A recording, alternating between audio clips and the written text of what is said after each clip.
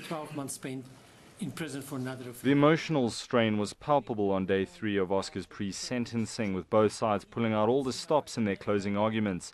The defense playing the sympathy card in a last-ditch attempt to get the lowest possible sentence. Advocate Barry Roux calling for Oscar Pistorius to walk on his stumps in a show of vulnerability. As Mrs. Steenkamp wanted photos, for that reason I want the accused to stand there, and when I address you on that, on his stumps, that we can have an idea of who the second Oscar was. Otherwise it does not help. He would not be seen as that. So I asked permission that he could just come around, my lady, stand there when I point out certain things, that we have reality in this. And it's so important for our case and whatever may follow in this case, my lady.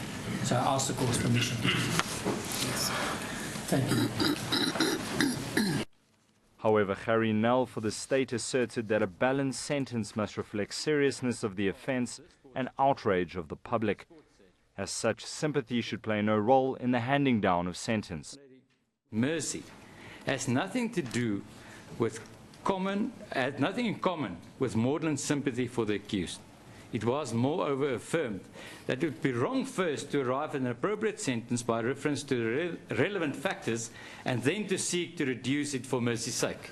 Appellate Division observed in this respect that the question of mercy should be seen primarily in contradistinction to and as a corrective for a tendency towards callous and arbitrary vindictiveness in the sentencing of offenders. But nevertheless, the consideration of mercy should not justify any suspicion of a desire to condone or minimize serious crime.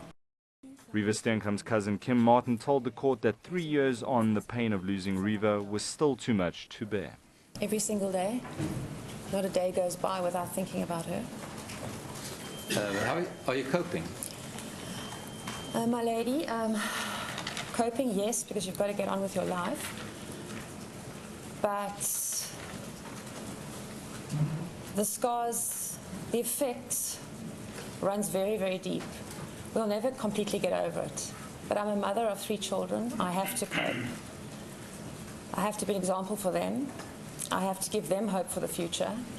Following a request from the state, the court ruled that gruesome crime scene pictures could now be made public.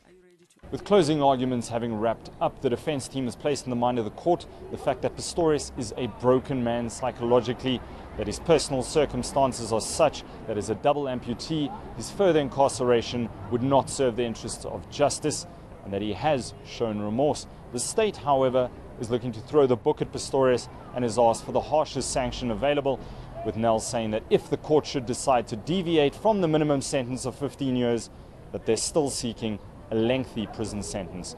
The Blade Runner will be sentenced on Wednesday, the 6th of July, but remains out on bail with the same conditions for the moment. This is Mike Lappel for NN7, Pretoria.